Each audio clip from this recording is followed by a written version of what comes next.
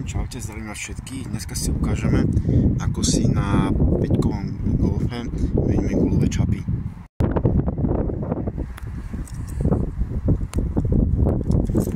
Takže budeme potrebovať gulové čapy, pravý, ľavý.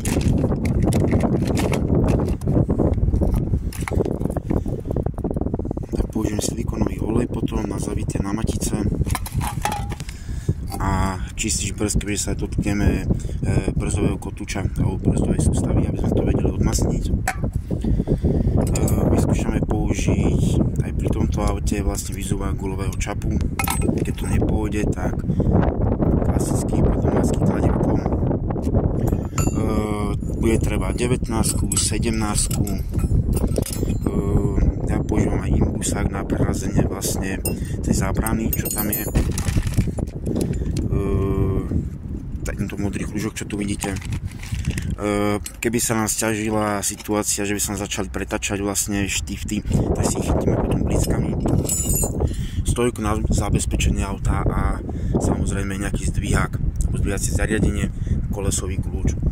Takže poďme na to, pôjdeme dať dole koleso a jedeme dál. Takže skontrolujeme si, či máme auto zaistené. A to je prvý prevodový stupeň, ručná brzda hore a môžeme ísť na to. Takže auto si pridvihneme malinko, sme si dosledovali, že pneumatika sa nám odlepila, trošku vydvihla a môžeme povoliť skrutky. Takže kolesa boli zaťahnuté bez mazania a čo to dalo? Tak sme si vyrobili niečo takýto predĺžovák, čo som raz v minulosti použil na zaťahovanie po poloosi. Takže volka žilomechanický kolo, takže tak. No, teda môžeme ísť na to. Vyjdeme auto hore, založíme pod neho stojku a dáme dole koleso a ideme na guláky. Takže zdvihneme auto hore, založíme stojku a dáme dole koleso. Čiže u golfíka vlastne na guláku na hlavnom čape máme 18 a 16 máme na štiftoch. Takže k tomu toľko a poďme na to. Toto tu vyzerá, neviem, či to tam je vidno, ale určite áno. Takže nejak takto. Takže tak. Keď to nejde a nechceš použiť karbošku, tak použiješ čo? Plynárenskú trúbku a je to. Sme skončili takto. Je to celé zakusnuté, zahrzavele jak šlak. Takže príde na rad karbobrúska, nebudeme na to natáčať z bezpečnostných dôvodov, keďže mám iba 2 ruky. Takže nemal by som to ani nejako natáčať, takže k tomu toľko. Dúfam, že v druhej strane sa karboške vyhneme. Takže zatiaľ. Takže takto sme to vyšrobovali, tento jeden sa nám ulomil. Tam bol zatiahnuté na prasať, je to 2 horko ťažko. A do 3/4 v podstate zavítú s pomocou tyči.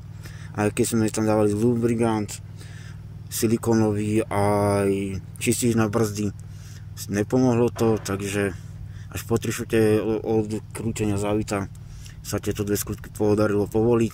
Táto skrutka vlastne po tiahnutí čo najväčšou silou, keďže to nešlo šupovou silou na akože razovou, či sa strhne závit, nestrhne závit, tak sa to nakoniec takto utrhlo.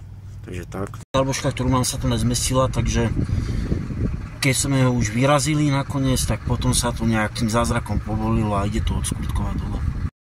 Takže po vyrezaní s karboškou a rozsekávaní, ten zbytok, čo karboška sa tam nedostala, to šrobovákom, kladivom je vonku, chvála Bohu. Takže ideme osadiť nový gulový čap na vojčovej strane, čiže na ľavej strane vozidla, takže dávame L-kový. Máme tu podložky, matice, takže ideme na to, nastriekame si závity sprejom, namazanie silikónovým, takže ideme na to. No a konečne obúvame nový gulový čap. Štifty, tie 3 máme dotiahnuté a teraz dotiahneme hlavný čap, vlastne maticu na ňom v tehlici, takže tak.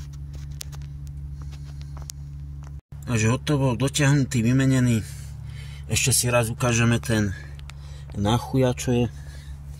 Takže ak dopadol, Nakoniec dopadol takto s urezaním a rozseknutím tohto vrchu horného hlavného čupu. A takto nám vlastne dopadol ten štýv 1, sa normálne ušklbol. A tu sú tie dve ďalšie v podstate matice z tých štiftov. Takže tak, ja vám ďakujem za zhliadnutie môjho jedného z ďalších videí. Vidíme sa od ďalšieho videa, nezabudnite si meniť aj na druhej strane ten guľovič, mení sa to párovo naraz, takže k tomu toľko. Takže čaute, ešte raz díky za zhliadnutie, nezabudnite dať odber a like, čau.